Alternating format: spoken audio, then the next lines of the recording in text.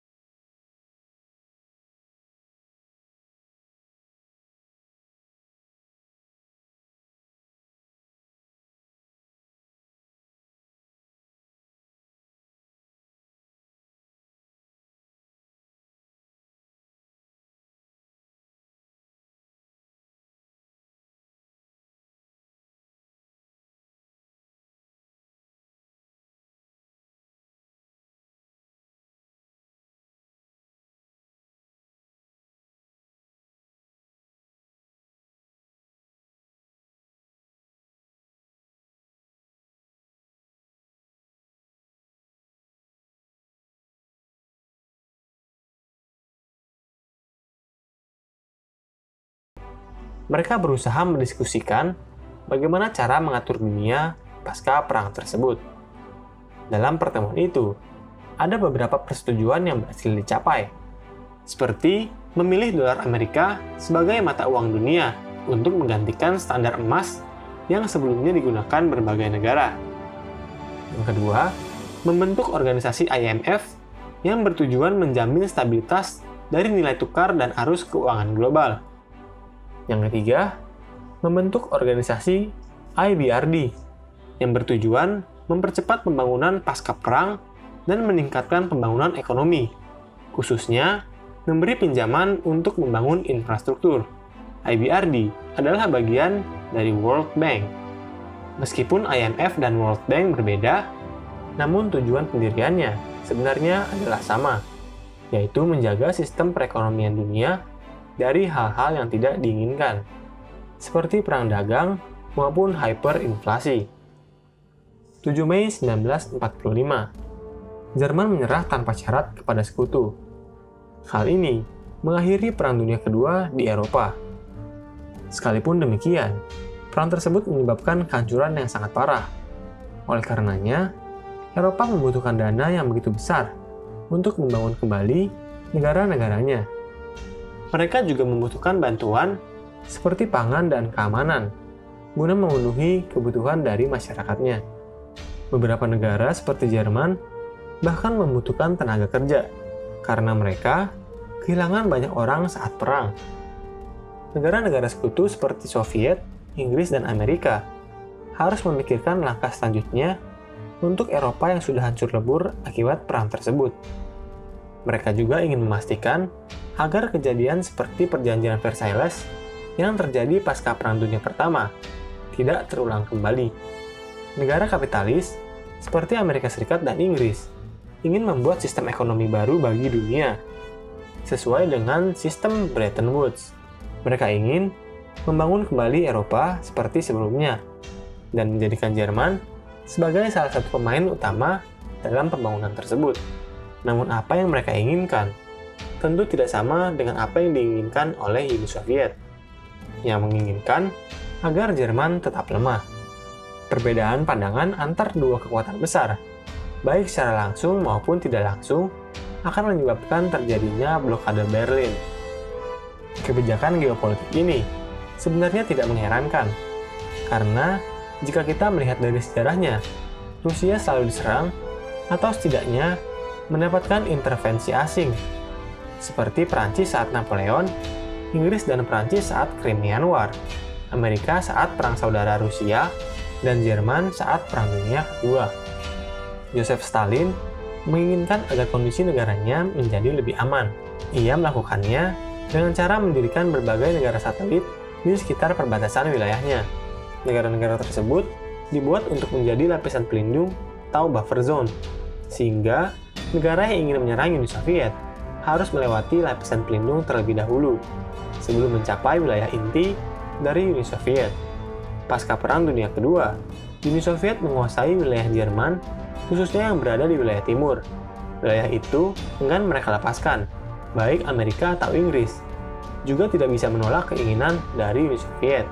Karena setelah berakhirnya Perang Dunia Kedua, Soviet memiliki kekuatan dan pengaruh yang cukup besar. Amerika dan Uni Soviet memiliki perbedaan pandangan dan kepentingan. Hal ini juga diperparah oleh kekuatan militer dan kemajuan teknologi yang dimilikinya. Berbagai perbedaan inilah yang cepat atau lambat memicu terjadinya Perang Dingin. Sebuah istilah yang kita gunakan untuk menggambarkan bagaimana ketegangan yang terjadi di antara Amerika dan sekutunya melawan pengaruh dari Uni Soviet dan sekutunya. Sekalipun demikian, kedua negara tersebut tidak pernah terlibat dalam pertempuran secara langsung, karena keduanya khawatir akan terjadinya perang nuklir. Mereka berusaha memperebutkan pengaruh dan dukungan dari negara-negara di dunia, termasuk dengan menjalankan proxy war. Misalnya, Amerika memberikan dukungan dana bagi pemerintah di suatu negara, dan Uni Soviet akan mendukung kelompok oposisi di negara tersebut.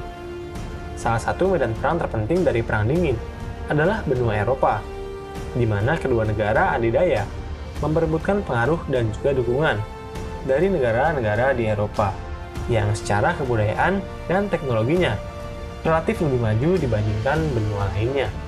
Salah satu konflik ini terjadi ketika United Nations atau PBB memulai bantuan internasional dengan UNRWA. Dilaksanakannya UNRWA terbentur dari Uni Soviet yang memiliki caranya sendiri untuk membangun kembali benua Eropa. Uni Soviet yang negaranya juga hancur akibat Perang Dunia Kedua, ingin mengambil kesempatan dari negara-negara lemah, terutama Jerman Timur, yang mesin-mesin industrinya segera dijarah.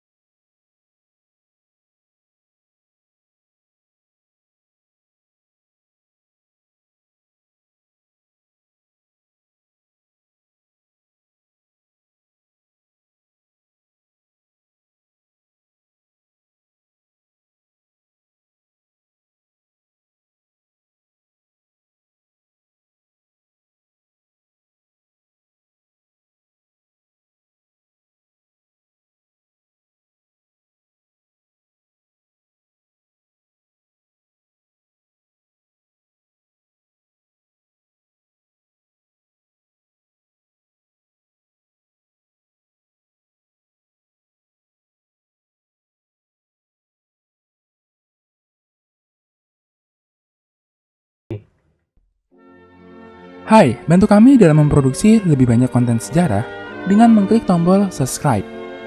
Dan jangan ragu untuk memberikan saran, komentar, atau pertanyaan. Terima kasih.